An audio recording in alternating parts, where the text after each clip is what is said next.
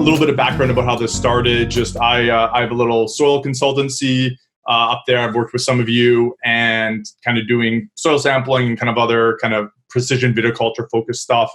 Anthony, has kind of been a bit of a partner in putting this together. He has a financial services firm working with some distributors in this industry. So we kind of had just been chatting with some of our clients and trying to find ways to help out.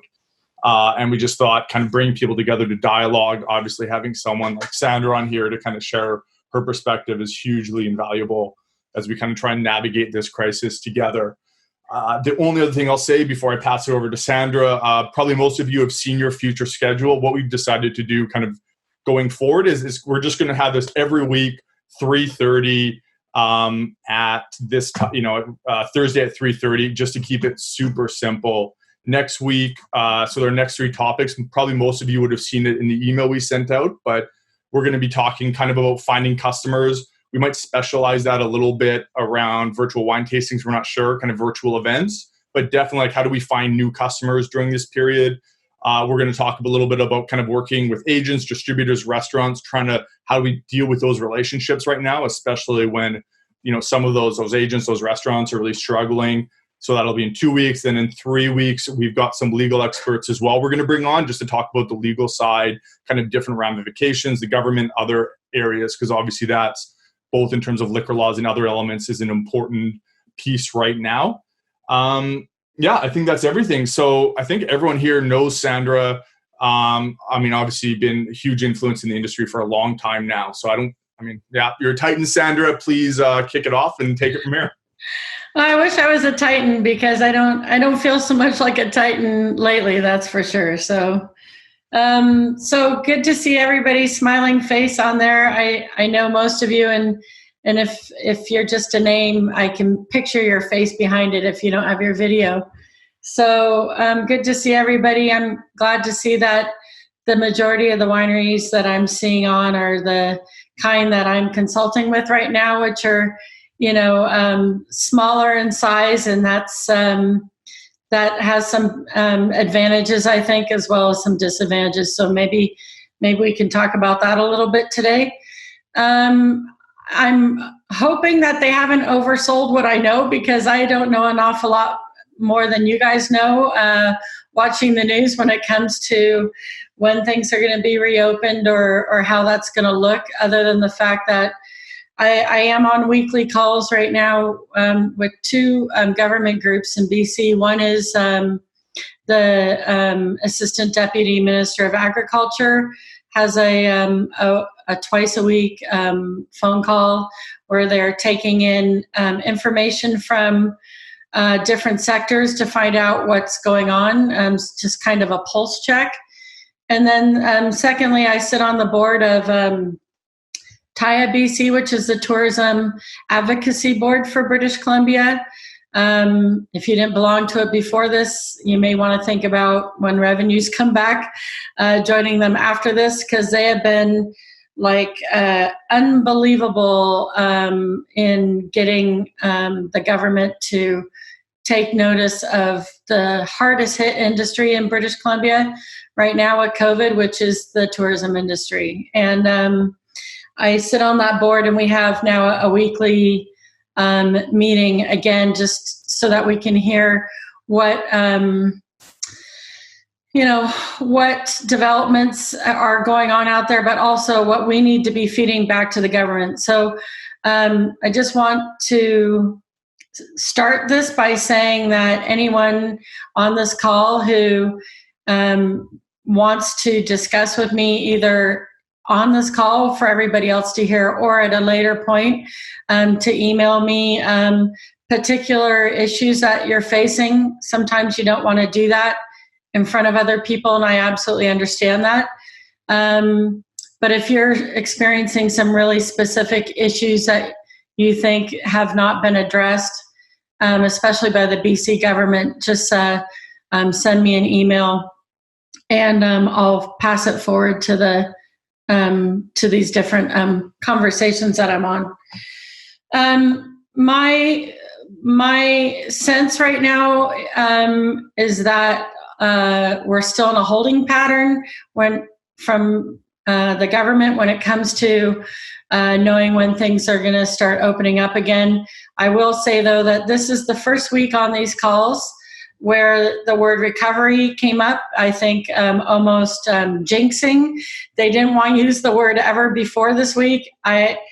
Although I cannot tell you that it came up in a real solid way, and certainly not with overt discussions about how we're going to be rolling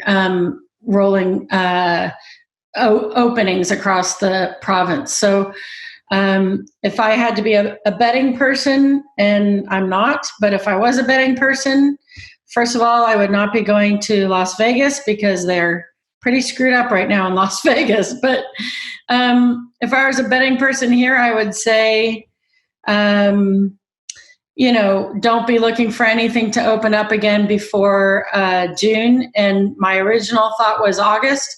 I'm not sticking with that necessarily because it seems like things have flattened a little bit.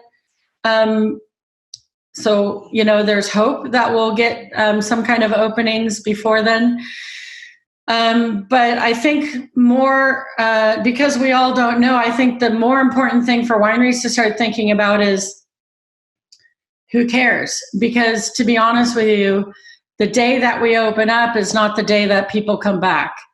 And I think you have to start thinking about who's going to be coming back and when. And so from a tourist perspective, I would say, you should be looking at the first people to come back are going to be your locals, the people in your neighborhood. And if they're anything like me, they're going to want to come back to something that looks different from what they saw before. So we can discuss that a little bit. I also, I know myself, I've canceled all my travel plans for the year, regardless of whether or not things come back. I'm not hopping on a plane anytime soon. If I'm that way, you have to know that your customers are that way. And so you really have to start thinking about projecting and forecasting, I think, for, opening date is here. And then what percentage of your customers do you think are going to trickle in the first month, maybe the first 2 months, and then maybe the first 3 months outside of that, and then 6 months outside of that. And all I can say in general is the longer this goes on, the lower those numbers are going to be for the rest of the year, just because the longer it goes on, obviously people have less disposable income and they're going to be less likely to spend it on wine and on trips, right? So that's a little bit of the doom and gloom. I'm apologizing in advance. The second thing is from the ag side of things, I would say there are, I haven't been hearing an awful lot when it comes to the wine sector from the ag side, and I think that's because there's a bit of a delay. Right now, if you're a grower, you're growing. You're just experiencing bud break in the next week or two. You're out there farming. You're spending money on your farming all throughout spring and summer. Inputs into the vineyard, labor inputs as well as supplies. And if you're a smart farmer, you're probably going to be farming with a bit less inputs this year if you can manage. So be expecting, maybe this isn't the year that you do all the leaf pulling that you used to do. And maybe this isn't the year that, you dial it right down to the flavors you're always looking for, right? But know that your contract growers are probably going to be feeling the same way. And I think there's a delay with the growers because I'm starting to feel like as this goes into June that there may be, there's going to be a buildup of inventories at the wineries, and growers that are not locked down with contracts are not going to be in a good position this year. It's just a feeling I have, and I hope I'm wrong about it. But if the wineries are hurting, the growers are next to hurt after that. And I just don't see any other pathway if the wineries are building up inventories and if they're out of money, that they're going to want to, either go out there and look for more grapes on the spot market. But, some of those growers that they have handshake deals, I would be worried if I was one of those growers, if it's a handshake. And from what I'm hearing recently, I'd also be possibly even a little bit worried if you have a contract. And yet I'm hearing two different things from wineries. Some of the wineries I'm talking to are pretty smart. They actually, they grow their own grapes and they have long-term contracts with growers, and they know that the growers are gold in the future and they don't want to lose those growers. And so some of the wineries I've talked to are either going to reduce their own tonnage and ask for the growers to reduce their tonnage as well.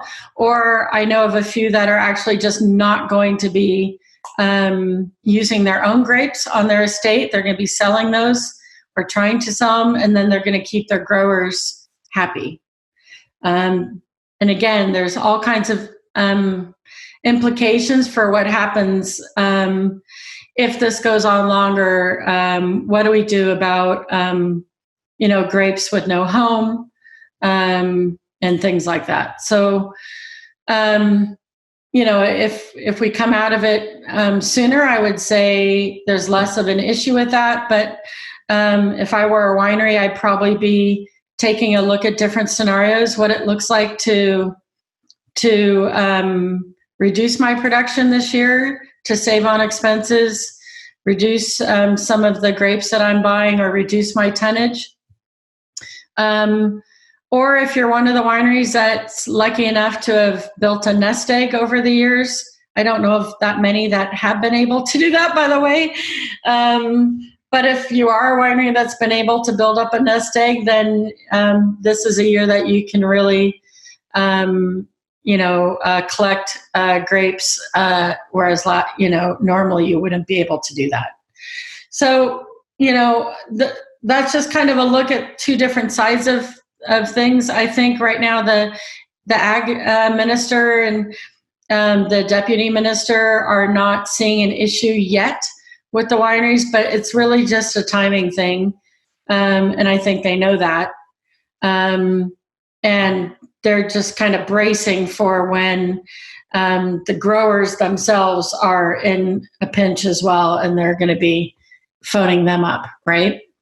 It just hasn't happened yet. So before I go on, are there questions about some of what I just talked about? I'm sure we've got some bold people out there. Go ahead, Sev. Okay, perfect. Is in the eventuality of growers being out of contract and the grapes being on the market, I know there's a platform. There's an ad on the BC,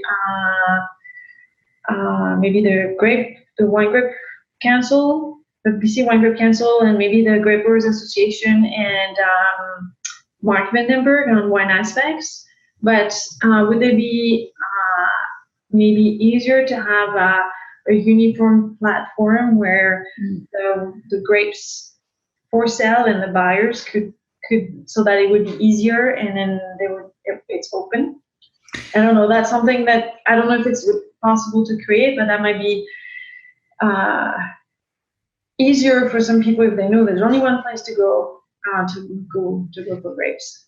Yeah, I mean, I'm sure you guys know that answer better than me, but I do know that the main one that a lot of people use is still on the BC Wine and Grape Council's website, bcwgc.org.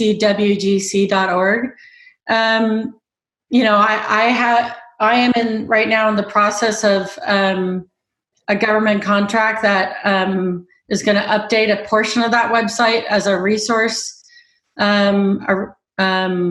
For resources for the wine industry. But when it comes to the section on grape sales, that is not really being modified any right now. It's going to stay the way it is. It's like with anything else, like with Wine Jobs Canada, I think the more people that go to one, that's the one that floats to the top, and that's the one that I would be going to, because that's where I see most of the listings. But if you want me to take to the Wine and Grape Council, anything as in like more advertising for that, letting people know that that's the one central location to look for things, I certainly can do that. I hadn't done it before this. If we come to that point, that might be good, because I'm not sure some of the growers that are very small manpower and then they lose their stuff, I'm not sure that they will know where to look for it. Yeah.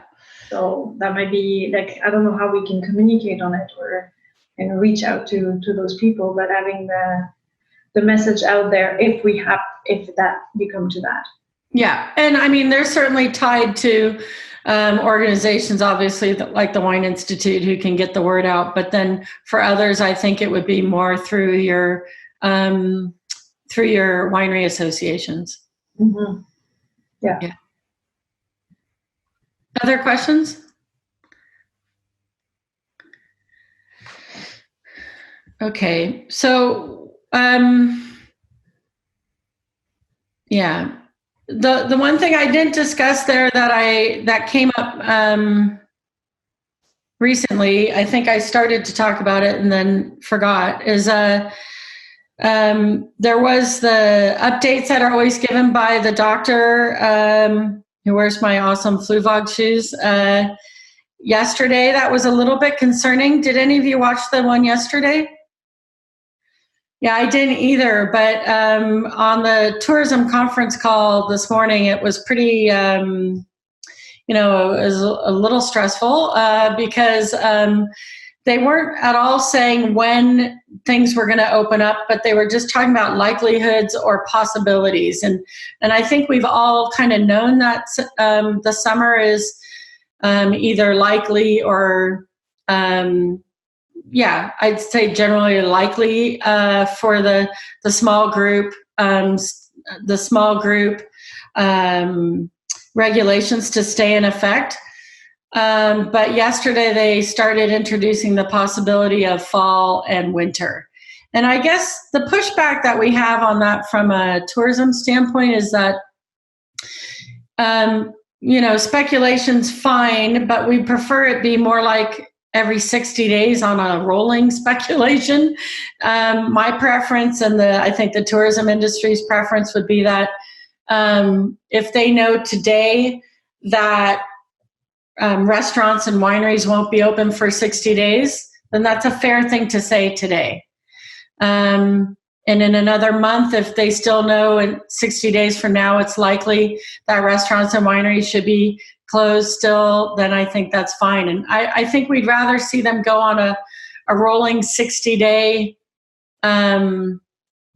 announcement as to openings and closures, because when we start speculating about whether or not something's going to be open in the fall or the winter, what actually happened yesterday was that a lot of the events and conferences that were originally scheduled for spring and summer were postponed to the fall and the winter. And yesterday, a lot of them were canceled because people were canceling coming to them, right? So, I just think it's really important that we speak with a really strong voice from the tourism industry, that, we would like a 60-day lead time, on these rolling openings. And, I think that's the responsible way of doing it. And I'm pretty sure that that's the message that the tourism industry is going to be sending back to the government soon. Does that make sense? Okay. Go ahead, Leslie. You're on mute. You're still on mute. Hey, Leslie, I unmuted. There we go. There, I didn't know I could control that. Hi, Sandra. This is awesome. I just wanted to reinforce your last statement there, because I'm trying to watch these daily it's on mute right now on my television, announcements from Dr. Henry. And one of the things I think she has been saying really clearly in the last week, whatever time frame, is for specific industries to give her information on how we see this unfolding. So as we try and get back to the new normal. So I think your comment, your thoughts there on the 60-day rolling window is really smart and would be super helpful if you, from the tourism perspective, whatever, we get these thoughts back to her directly. She's asked for it. She asked for it quickly around what I'd like from you guys is being able to, and I'm sure that the Wine Institute as well is already working on this, and people way over my pay grade are, but maybe not. Who knows? What does open look like to you when you reopen in the transition time, right? And the golf courses have been able to figure this out, and they're open, right? I think the only other things that I've heard about the restaurant industry is when they do start opening, they'll more than likely be opening with patios only, right? So start thinking about that and then feeding that forward to people like me or the Wine Institute, because if we can pattern it the same way, they're going to be way more likely to listen to what we have to offer as an opening salvo, right? So if, for example, the way I'd approach it is, let's think about us all like a golf course right now, right? We all have vineyards. Most of us all have quite a bit of land where the winery sits. Let's start looking at that in a different way. So can we set up tables down the rows or whatever where we're keeping people spaced apart more than 10 feet?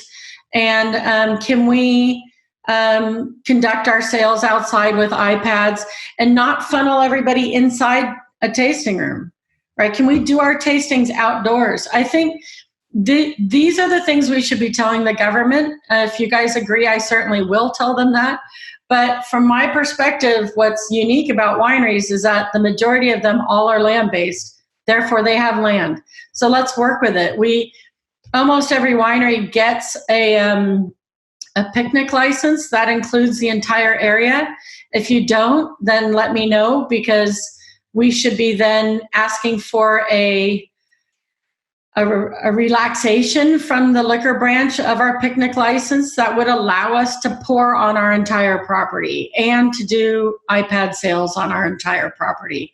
And that's how I see the transition of coming back looking more proper, because people will be able to keep their distance.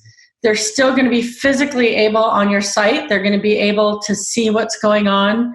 Of course, they might be getting in the way of your tractors and things like that. So, we obviously have to think about that. So you have to think ahead of time of health and safety and barriers and things like that. But I think if we keep thinking about reopening from the standpoint of a tasting room, I think it's going to be a longer opening than if we start thinking about it from an open air perspective. Yeah, Severin? We could, because we thought about it, how we're going to do it, and reinforce by appointment, so that you have a certain amount of people at a certain time, and then even if you allow people to come in, you only have maybe 4 people per hour, and then that way you have time to do your tasting and then re-sanitize after. Right. And then people have a flow, they don't meet on site. And then we might not get as many people as what we used to get, but at least, and then we won't have as many people anyway, because like you said, they won't come. But at least we're open, like you say, they come inside, and then they can take away that little bit of dream that they come and get when you come to the winery, and that might be a way to just manage the flow. Yeah, I agree. I think that it may end up being both of those things. So I have heard about things like opening up patios first to restaurants And then when they open up the inside, they would be opening it up to much lower occupancy, only letting in X amount of tables into the restaurant. Mhm. But again, I'm still hearing it as 2 tiers. One with the outside first, and then one with the inside. And so, I think we're in a great position in the wine industry to really make something of this when in the transition time when things do start opening, because this could actually attract more people because it's a unique experience than what they would normally get at this time of the year. Let's face it, right? Mhm. If you're able to taste wine in between the rows, but you normally can't do that on any other given tourist year, that's a selling point, right? But I would definitely look at things from both sides, because you don't know what it's going to look like when it opens. So you want to be prepared either way. Is it indoors? You have to have less people, an appointment only. But either way, I think we're not at that stage yet, but we are at the stage, like Leslie said, of letting the government know what we're capable of doing. And I think that this next week, that's a proper time to do it. Yeah. Sorry, go ahead, Christopher, go ahead. I was just going to say, I think one thing we have to keep in mind as well is there's a difference between what the government will allow us to do and what people will want to do. I mean, it's been interesting looking at a lot of the statistics coming out, like even before a lot of government regulations came in place, shutting things down, you were seeing drastic drops in people doing things. So even if and you were touching on this a little bit earlier, but even if the government does relax regulations, we can't assume even if they allow people to come into our tasting rooms, we can't assume that they're then going to do that. Exactly. And I'll tell you from a consumer standpoint right now, I'm not overly nervous about the virus. I'm probably someone right kind of in the middle of things. I'm not hypersensitive about it, but I'm also not dismissing it. I'm somewhere in the middle. And even with me, when things start opening up, I do not want to be in the middle of a big room with a bunch of people. End of sentence. I just won't do it. Like, I'm not going to concerts and movie theaters for a while. And I can't be the only one who feels that way. So, I've been talking to enough wineries that I think they're starting to get it, but in the last 2 or 3 weeks, I mean, everybody's looking for that open date, and I'm just challenging you to think more about, you can't change that open date, but you can know today what you can put in place at your own site given different restrictions, right? So figure out your own plan right now so that you don't have to do it on the fly when they start opening things up, right? That's kind of leads into the next thing I want to talk about. And sorry, I'm just trying to find my agenda here. Well, you pulled it up, Sandra. I had another question. Yeah. What can we do to communicate with government? I mean, you were talking what can we be doing to carrying on this message, communicating what we need? What are some avenues where we can do that? Yeah, well, I mean, through your representatives, either at your winery associations and the Wine Institute, that's a great place to start. Through your MLAs, I think, as well. But to be honest with you, also just as easy as, me, when I talk on the phone, it's different from me just saying, here's what I've heard. If I say, I was contacted by 10 wineries and they're all saying this one thing this week, that carries a lot more weight, even if it's just 10 wineries, right? And we've got more than 10 on today. So, if there's some kind of consensus after this and you guys, you want to take it to your own channels, but then as well send it to me, and then I can package it together as something with a little bit more weight, then I'll do that as well. Because really right now the government is just taking an awful lot of pulse checks, right? They've they've got these calls where they're listening to various sectors and they're looking for commonalities. And then they're also looking for things out there that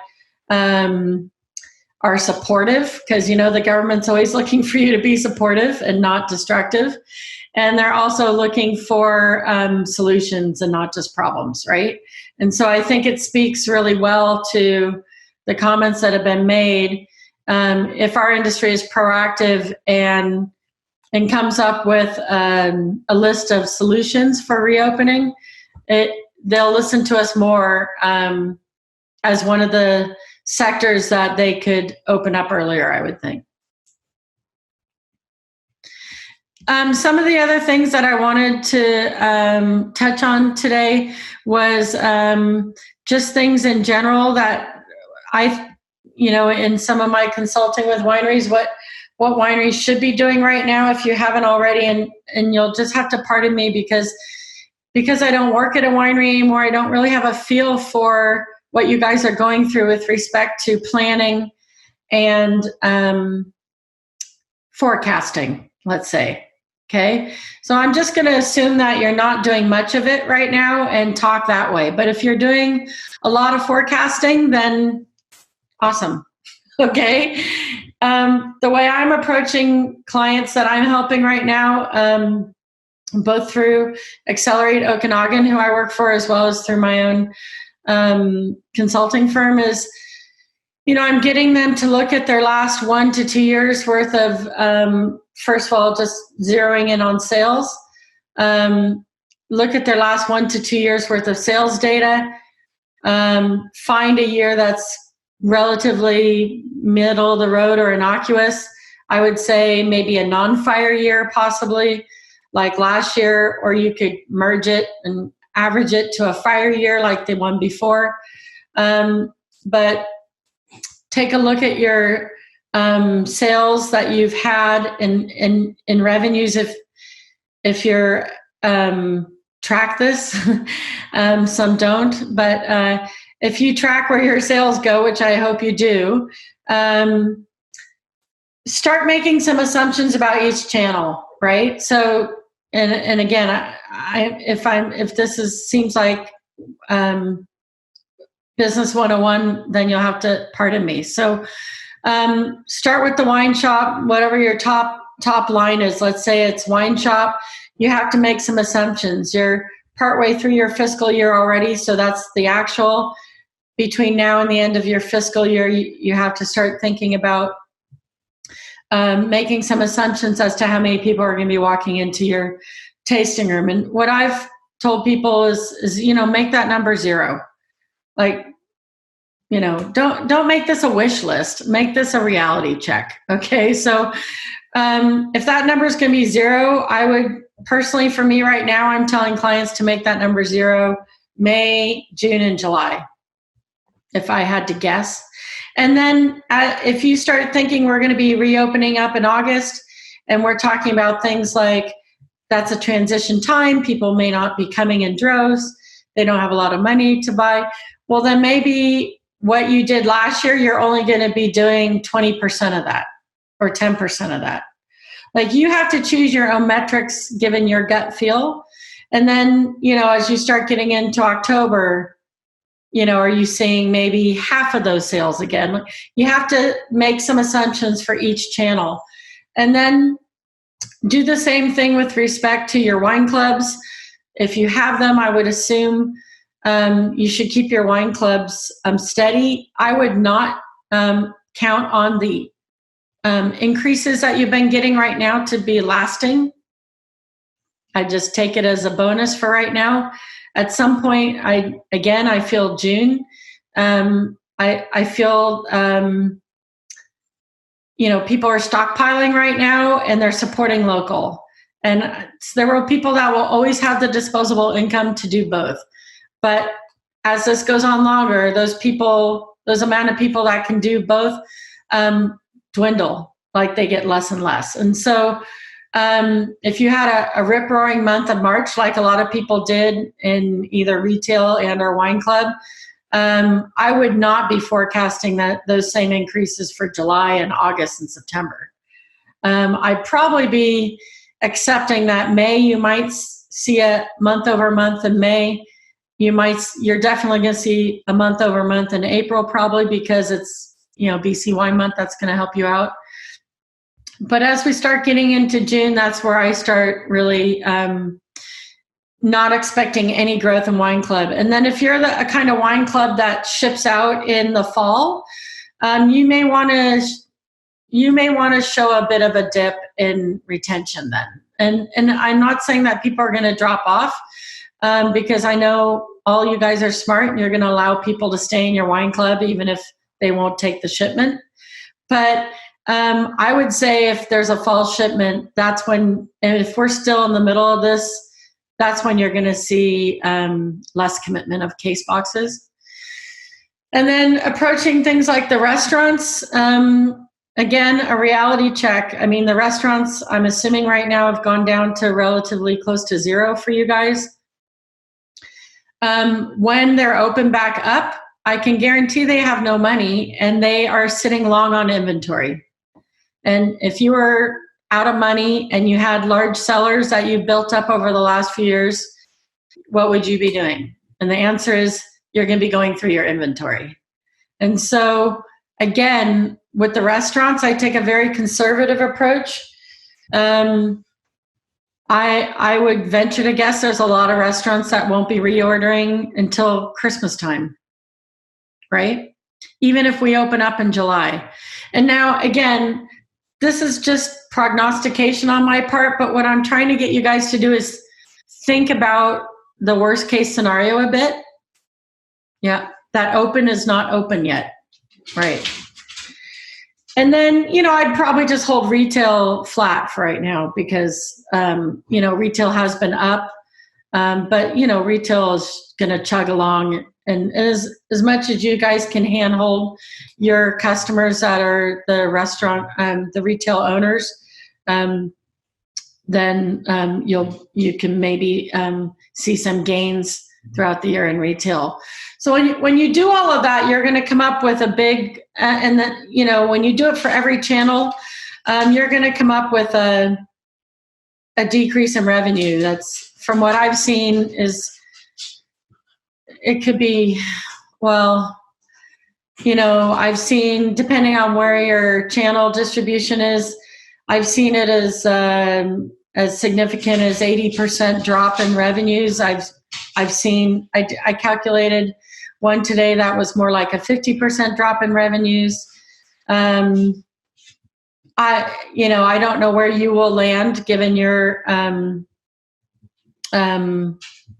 assumptions that you're making for your forecast, but I encourage all of you to do this with each one of your channels and just look at your revenue erosion. And then you know where you stand, right? At that point, then you have to start looking at your expenses and making the hard decisions. And you and I all know that the hard decisions, in this industry are basically labor costs, packaging costs, and grape costs. Right? I mean, those are the biggies, right? So that's what I'm thinking of right now. When I start seeing some of these possibilities of revenue erosion of more than 50%, more than 70%, I start looking at the big prizes on the other side of the balance sheet, which is how can we get more efficient with our labor? How can we get more, are we going to buy all the grapes that we need to buy this year? And then thirdly, do we have to bottle in August? We normally bottle in August. It's a big cost. Maybe we're not bottling in August now. So the clients that I'm working with right now are actively looking at those scenarios. And, again, if things open up early, bonus, right? You've done an exercise and you haven't had to worry about it. But my feeling is it's better to kind of see what the problem is going to be, the magnitude of it, and at least have a list of 2 or 3 things that you can trigger when the time is right, instead of being very, very reactive to everything that's going on around you, right? So I'll pause there for a second and take questions on that part.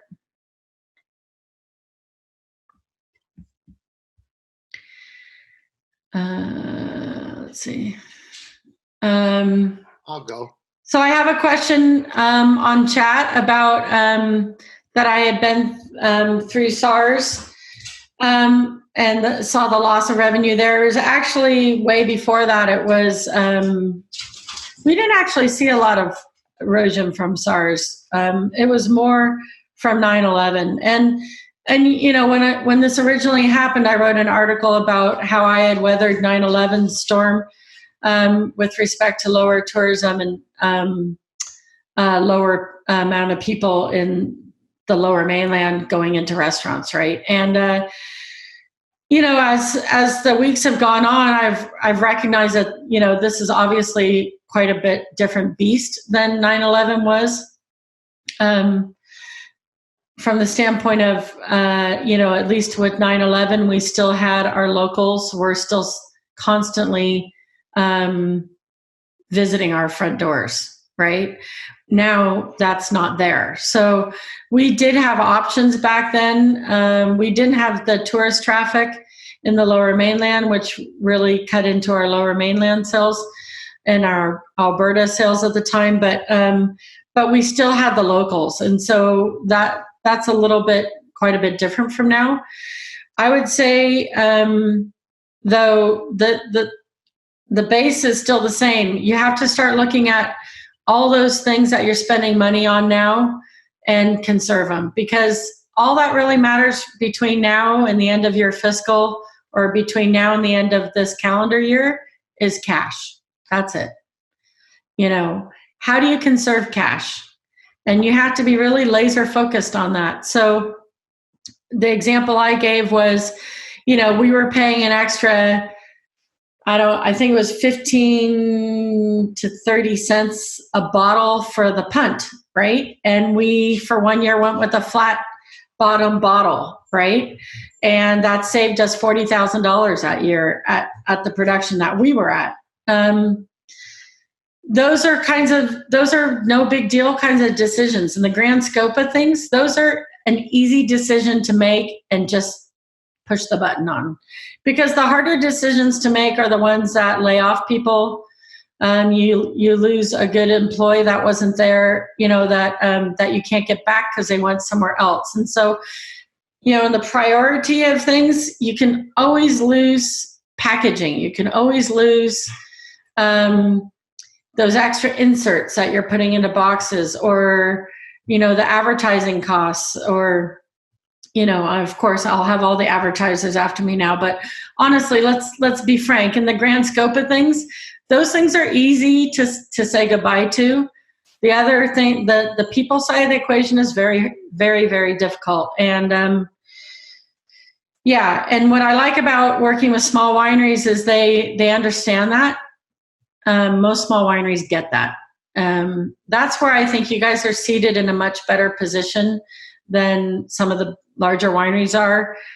Some of the larger wineries have already pulled the trigger on letting go of people right when this first broke, you know, 5 weeks ago.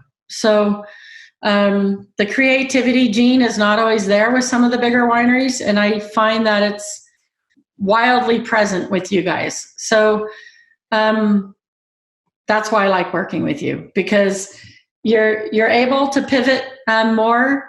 The problem is sometimes you just don't know where to pivot to, right? But you're much more flexible when it comes to pivoting. So, you know, I really challenge you to take a look at all your costs. Really start with the big ones.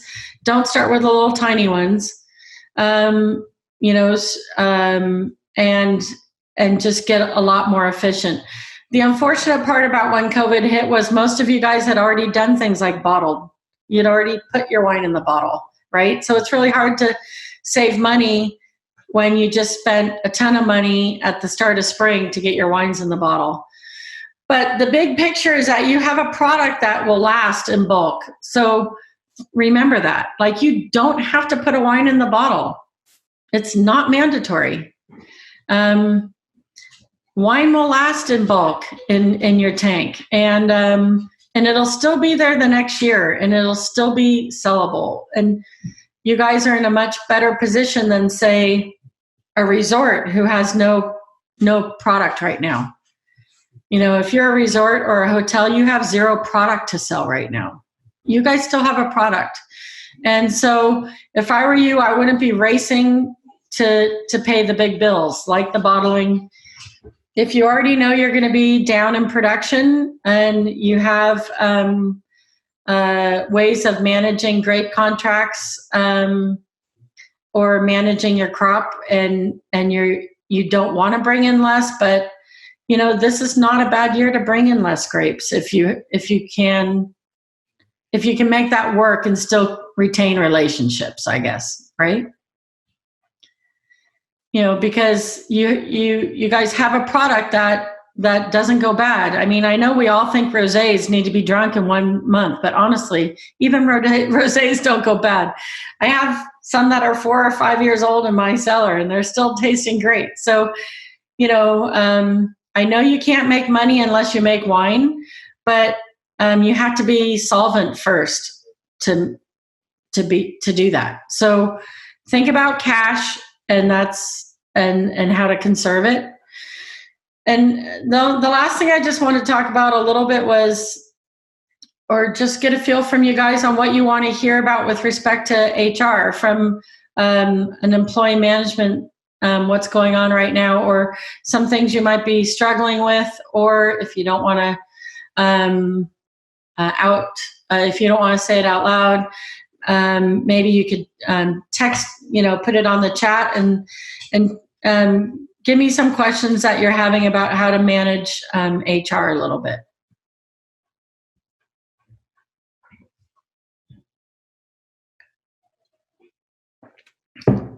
No, I know it's the hardest topic. Go ahead, Sev.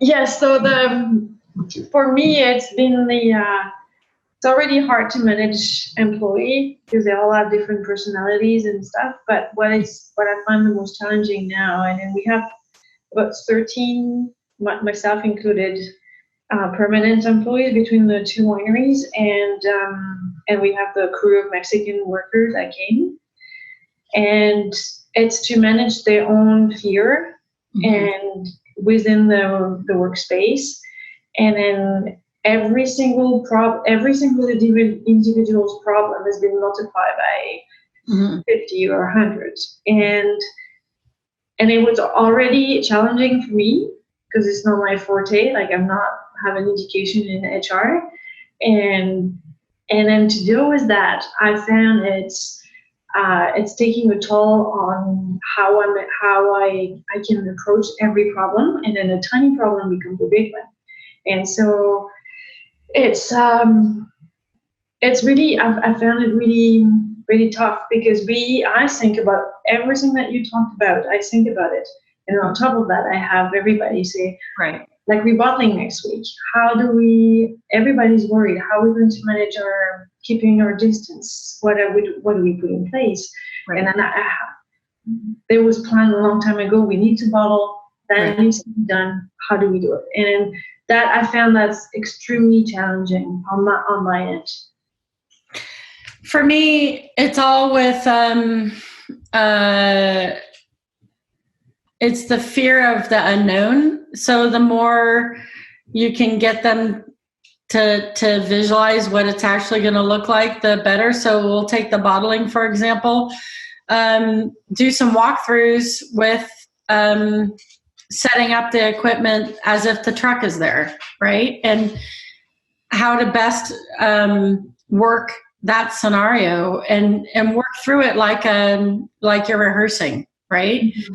And what happens then is on the day of bottling, which is already a very stressful day to begin with because you're trying to bring packaging, wine, and people together at the exact same time, at least the added part of COVID will have already been addressed, and you've already heard their concerns, and you've worked out a plan ahead of time for where people stand, what they do, how you're going to take breaks, how it's going to be different from how you normally do it. So unfortunately, it just slows everything down. You like, instead of like being able to do a bunch of work right up until the truck shows up and then you just go on autopilot, you may have to take a day or a half a day to practice that with them, right, ahead of time.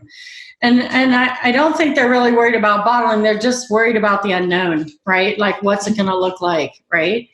And the other part that you brought up, which is like everybody is coming in with their own issues, and how do you manage, people that now they not only have the normal set of problems, but now they have 14 more on top. And I don't have that many good strategies for that. One that's just, for me, that kind of can help the team out is block off the beginning of your shift and the end of your shift as nothing. So for example, if people normally come in 8 to 4, they still come in 8 to 4, but you don't start work till 8:30 and you end at 3:30, and you spend that extra half an hour. I don't want to say relaxing. That's not the right word. You spend that extra half an hour getting into the different mindset of the new thing you're going into. So they've come from home. They've come from a lot of pressures or aggravation at home. Build into your schedule a half an hour for them to slowly drink coffee, and now to get into a different mind space at your work. And then the gift you're giving them is the one at the end of the day, that now you've kind of worked them all day long, and now you're giving them a half an hour at the winery in quiet to get into their next space that they're going back to, right? I mean, something as simple as that is really, really, I think would be really, like the people would really appreciate you for that, is what I'm trying to say. And it does cost you money because it costs you an hour, right? But it's not the same thing as coming off the budget bottom line, right? Mm-hmm. And I don't know if there's other people on that are seeing this from the viewpoint as a worker. But maybe if some of you guys have some ideas of what has worked at your winery that's allowed you guys to step back and relax a little bit, or to take this all in, or to deal with your problems either away or at work, feel free to pipe up. One thing I've been hearing from both sides, both management and owners, as well as from workers, is, and especially I'll just speak from a worker's point of view right now. I've heard it said to me that, some leaders during this time are really shining and some are not.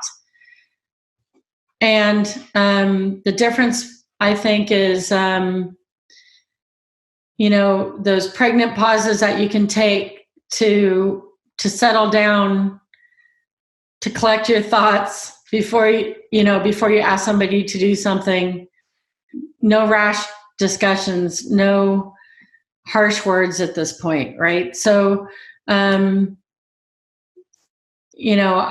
I think you'd be forgiven if you did things wrong right now, but I do know that employees right now are watching which people around the wineries are kind of stepping up and being supportive, and which ones are not.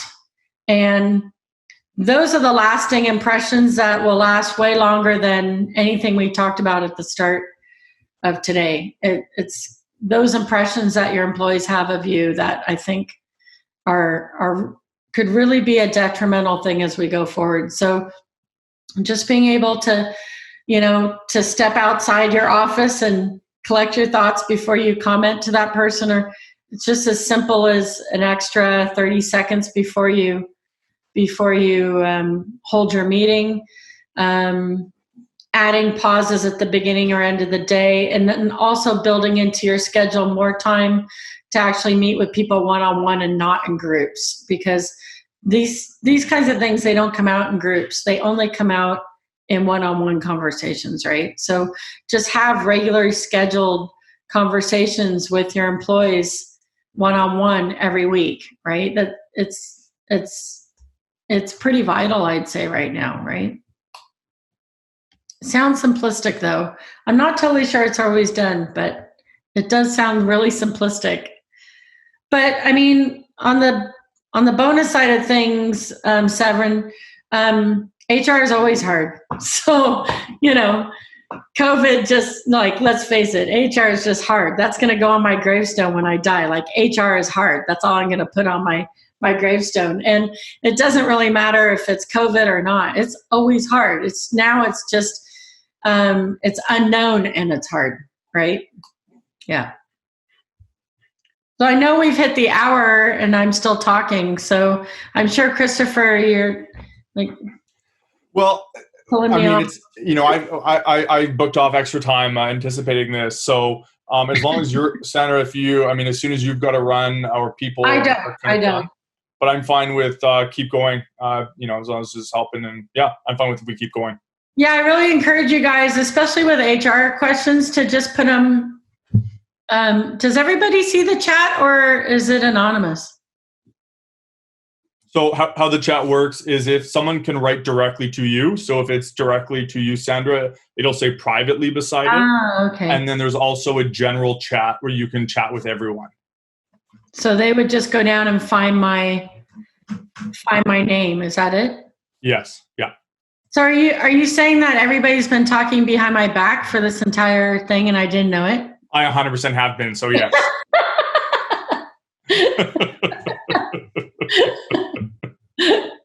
Okay. Yeah. Overall for me, some of the disappointments I've had with how this has been handled is, and again, I've not been really on my soapbox about this, but in general, I think the government has done a really good job in Canada. I just feel like a lot of the help and the assistance so far has been really focused on the individual, and that's a fair thing to do. But I think we're moving into a time where the government has to start thinking about the assistance to small business in a different way. And they've been helping out the small businesses through helping out the individual, but there haven't been an awful lot of programs that specifically are targeted at helping small businesses. So if you guys have ideas around that, definitely let me or somebody know, because I certainly have had a bunch of ideas about what happens when this is all over for assistance, but that doesn't help us out in the here and now. Yeah. I know one comment, Digby Lee, he runs a law firm in North Van and has kind of been joining our chats and sharing his kind of non-business perspective as a wine lover. He had to bow out for another Zoom call, but something he wanted me to share too was, he manages a firm and he just wanted me to say that something not to get stuck in the reactionary effect, that you're just kind of constantly reacting. I know, Sandra, you're talking about that a little bit, being maybe a little bit negative or hard on your employees. And as leaders, we need to see bigger, be positive, and even dream a little bit within the constraints of what is happening. We still need to be positive and visioning a positive future, a good future, especially for a lot of people feeling negative and down right now. Yeah, absolutely. But it can also come across as fake, right? So, at the top of the list for me is always being authentic. And then after that, being a cheerleader. And sometimes I as a leader, I was called out by my boss, who is our owner of Tin Horn, for being not always being positive. Sometimes I let my sadness through to my employees. But to be frank, I think my employees kind of knew that was a part of me, and they respected that. And so on the flip side of things, I think one of the issues also that I'm seeing is, if you're a leader, it's really hard to always be a leader. You're feeling the pain as well, and you're needing the support as well.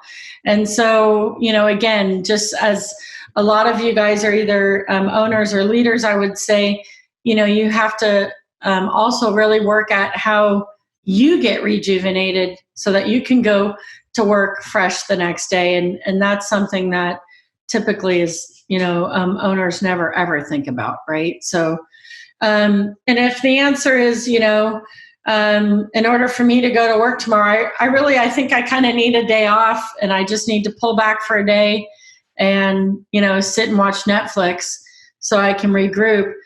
All I can say to you is, if you have that need, your employees have that need. So that's all I want you to remember is, like, if you're a boss and you know that you need that extra day off every 2 weeks to rejuvenate, I can guarantee you your employees need the exact same thing right now. So how do you build that in so that everybody gets it equally, right? Yeah. But, from my perspective, I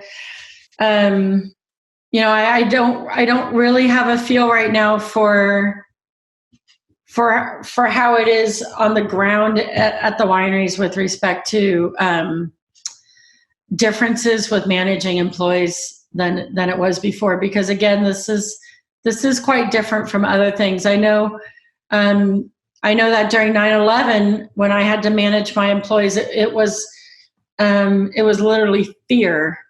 Like, it was palpable fear, but that was only for a day or two. You know what I mean?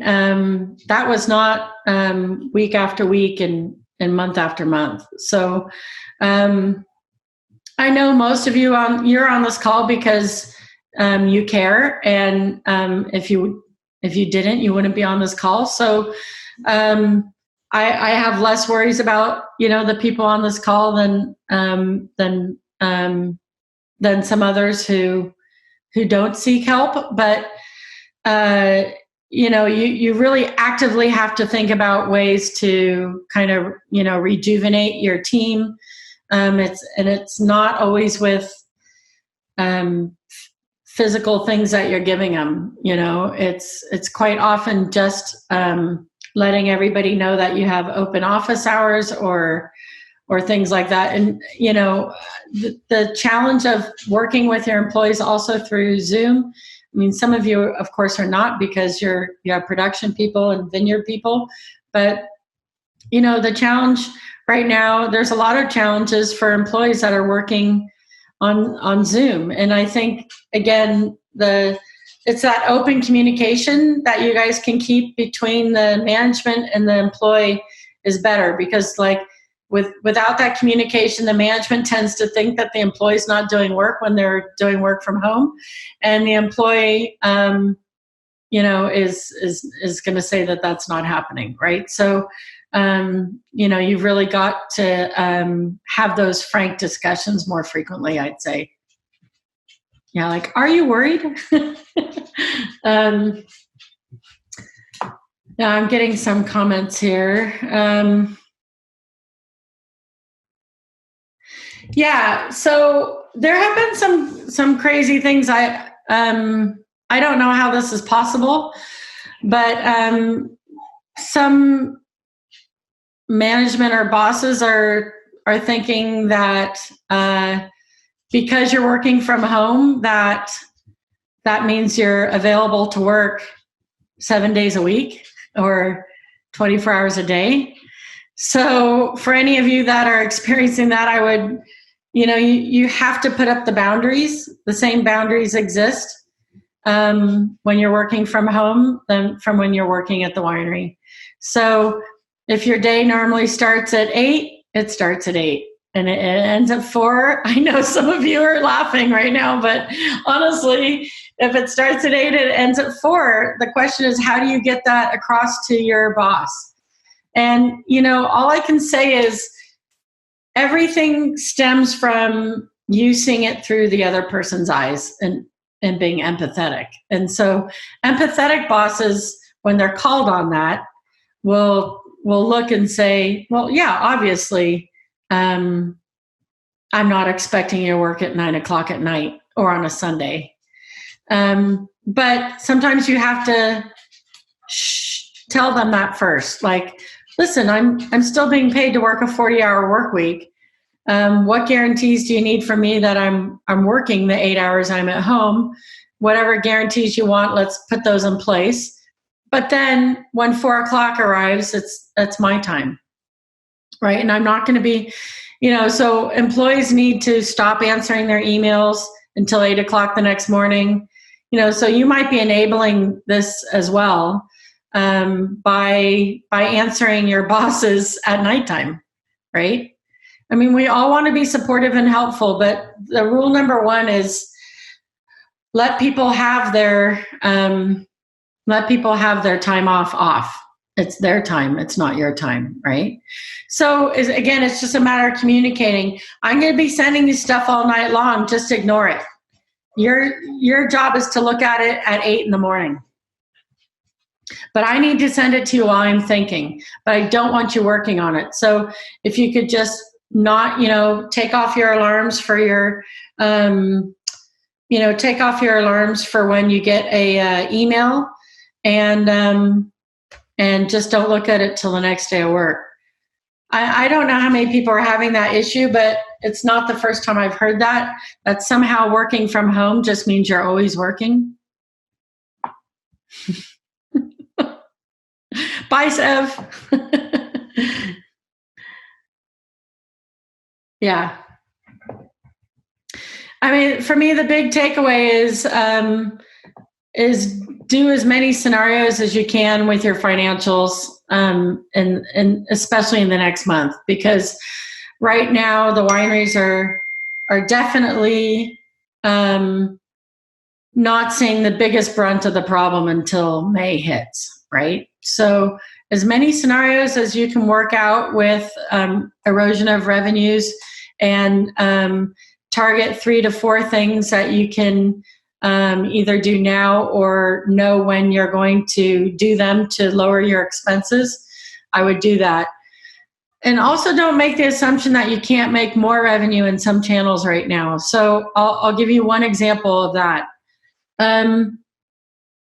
Retail is still going pretty well, and I think it will for the majority of this. So do you want to be one of those wineries that's trying to get FaceTime with Everything Wine or with the big retailers or with Save On right now? There's 300 other wineries out there that are trying to get FaceTime with the big retailers right now. Just like you guys, there's a lot of small retailers out there who are longing for more love and are not getting it. I have talked to wine media who have not received any updates on new wines that have been bottled, new things that you're doing at your winery. And I have talked to retailers who are selling your wine right now who never heard from you last year, and they expect that they'll never hear from you this year, right? So, if you got some extra time on your hands, I would pick 5 to 10 of your retailers and some of the smaller ones, and give them a call and ask them for a half-hour phone appointment, and just to discuss some of their issues, and then just open-ended, how can you help them? And maybe it's just as simple as they just want you to take them through, your new lineup of wines so that they can present them better. But for me, I think the low-hanging fruit is the smaller retailers, because not everybody's going to be knocking on their door.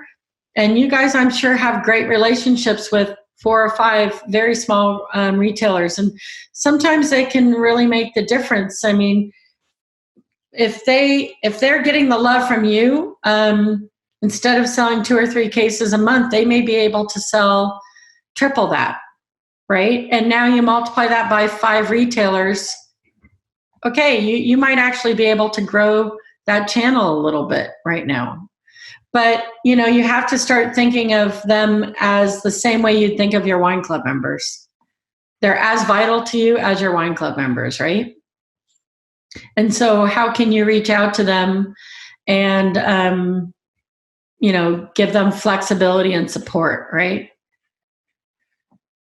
And then, some of the other obvious things are, you're going to hate this. I'm going to say it anyways. But, how can you drag out your payables a little bit longer? Things like that. I mean, that's part of cash management, right? You have to start thinking of things like that. But remember, people are going to be doing that to you as well, right? Like with my consulting recently, I've just decided to only charge people 25% of what they'd owe me. And the other 75% will be when they can afford it. Like, for me, I want these people, I want my clients to succeed. If they're not there, I don't have a business either. And so, how can I make it so that my services are affordable? And the answer is, I have no doubt that when you guys are sitting here in a year from now, you're going to be wildly busy, and the cash is going to be flowing in, believe me, and that's when I'll get paid, right? So maybe we'll do another 5-10 minutes here and then wrap up. Just a quick note before we get back to it. Reminder, we're going to throw this up. We'll probably put it on YouTube or something. So if you have had to bow out, you'll be able to catch the rest of it. I think maybe a quick note, I'm happy to help. I know Anthony's happy to help. If you have any questions around using Zoom or kind of some of this stuff, we've used it a fair amount. So we're just happy to answer questions, any tech stuff. Happy with that. And then a reminder, next week, we're going to kind of talk about customer acquisition, maybe veering a little bit more into the virtual event kind of space, but it'll definitely be a lot focused on online, kind of reaching customers, new customers. So that'll be next week. And then we'll be going every Thursday at 3:30 going forward. So 5-10 more minutes, Sandra. And thank you. Well, I won't keep talking. I'm hoping we have some questions. If we have questions, I'd prefer to do the last 10 minutes with questions. I have a question. Hi, Lucia. Hi. Yeah. So we are sales rep, Patagonia Imports. So thank you so much. I think it's a great conversation. I really appreciate all your expertise. So my question to you is, how can we sell wine through Zoom or through virtually? How can the wineries do that, or how can the agencies do that? Well, both. We are, by the end, we are all selling wine, right? Yeah. I think people are going to start getting fatigue over the various different walks through the vineyards that everyone's doing. So, that's got a shelf life of about another month, I'd say. Of course, I'm saying that, but you always have your diehard fans, and you should always be continuing stuff for your diehard fans. But,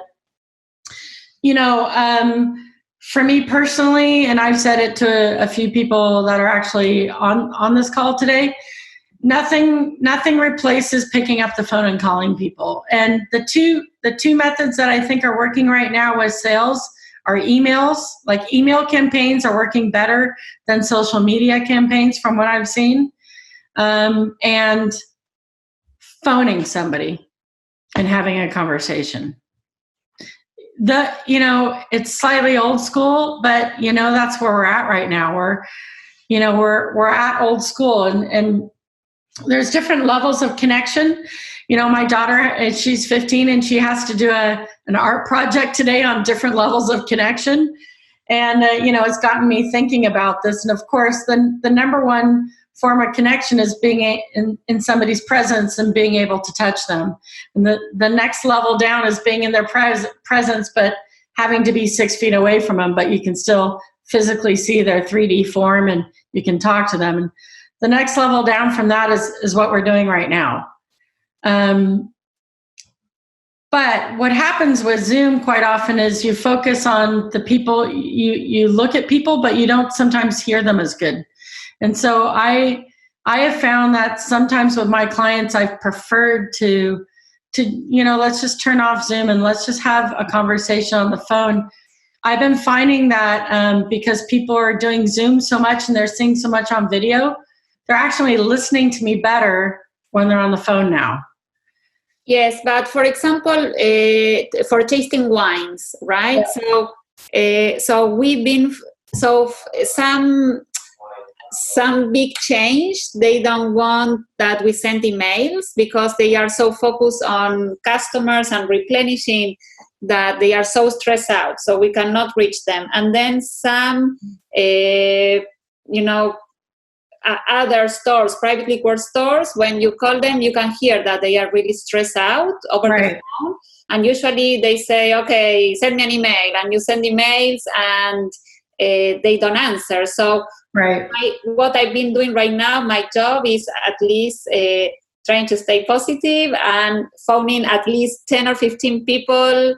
Like I start for the people that I have more relationships. But by the end, sometimes I'm thinking why I'm doing this, because it's, of course, I'm trying to offer help. How can we help? But it's like they are telling us we are replenishing. So by the end, we have lots of cases sitting at the warehouse that, honestly, we don't know what to do. Right. So I think that everybody, it seems like, is much busier, even though we are not seeing as much revenues. We're just a lot busier fighting fires right now. So, I mean, I would definitely phone and say, and again, this may not work in your level of business, but if you can phone the right person and say, I don't want to talk to you right now, I know you're busy, but can you tell me 20 minutes when you're free this week, right? And let them set the time. That might be helpful, because then they probably will appreciate the fact that you've made an appointment, like, if you were going to visit them, and they'll probably, more of them will respect those 20 minutes and they'll listen to you than calling them and talking to them for 20 minutes when they were already doing something else, right? So, I've gone into the habit, even if I know the person I'm talking to is not busy, I've just been saying, I don't want to talk to you right now, but can I have 20 minutes, before Friday? And then I find they come to those phone calls more focused on what you're going to discuss with them. And even better yet is, in the interim, send them agenda saying, I'm only talking for 20 minutes, but I really just want to ask you these 2 questions when we talk tomorrow, right? Those kinds of things are helpful in a normal world, but they're definitely more helpful right now in this kind of world. Yeah. And I've been doing that even for 5 and 10 minute conversations. Like, I want to call you tomorrow for 5 minutes. I want to ask you one question. People seem to be much better right now with using their calendars. Thank you. Yeah. Maybe one final question and we'll wrap. I have one. So before all of this kicked off, we actually hadn't opened our wine shop yet for the season. So none of my staff came back. And even though they're effectively not my team right now because they're not employed by us at Hillside, I've been trying to, keep them updated on what's going on and making sure just to be there, because I don't think that even though they're not working for me right now, that I'm not a leader for them. But I think that I'm starting to feel fatigue with that. It's hard because I'm taking that on. Can you give me any kind of insight on ways that we can kind of still keep them motivated and know that even though they're not really part of the team, they still are? Well, one way you can do that is, send them your spring releases and have them write tasting notes for you. Everyone loves drinking. Or send them, your new bottle of rosé and ask all of them to find a good dinner to pair it with and send you that back. Trying to get them more involved than just how's it going, right? Yeah. And you've got wine, so I would just use that as the hook. I don't think they're going to find that's work, but it's a way of including them. So, in a sense, you're also utilizing them because you might be able to utilize some of this content when you talk to your customers, right? So you'd have to get their permission on, grandma's recipe. Or, you could say, why don't you just do one thing a week where it's like, hey, I'm going to give you a bottle of whatever, and why don't you come back to me in a week with, a recipe or something, right? And so from your standpoint, you're not having to talk to them all throughout the week. You've just had to talk to all of them on the Monday, and then you'll talk to them again on the Monday. But it's not this ongoing thing that you have to do every day of the week for them, right? And you just give them all the same project around wine, and then you're going to check back in with them a week later, right? And with the next project, right? I mean, it's a great way to keep them involved, but the problem is it's taxing on you when you're trying to keep them involved, but they're not really working for Hillside. I mean, it's an awesome thing you're doing by keeping their foot in the door, even though they're not employed by you. But, it's taking away time that you should be, focused either on yourself or on the employees that are actually employed by Hillside, right? Mm-hmm. Yeah. So I like batching things out, just like batch them together, do a little project and walk away from them and say like, I'll talk to you next Monday. Right. So yeah, that's one way of doing it. Awesome. That's been really great. So Anthony threw this in the chat, but we're absolutely always looking for topics and other people we need to have on here. I kind of feel like, Sandra, we need to do a part 2 that's just Q&A. We'll book 3 hours for that one. And well, I would suggest that if you're looking for one pretty soon, it would be great if you did one on what the opening could look like that we can feed to the government. And really, honestly, if you guys have ideas about how you could open up your vineyards and or your tasting room in a responsible way, and you send me that stuff right now, I'll pass, I'll look for commonalities and pass the commonalities on to the government. Awesome. And first of all, thanks everyone for coming. It was really great to see everyone here. And of course, most thanks to Sandra. Really appreciate you taking the time. And this was great. Good. All right. Thanks so much. Thanks everyone. See ya. Thank you.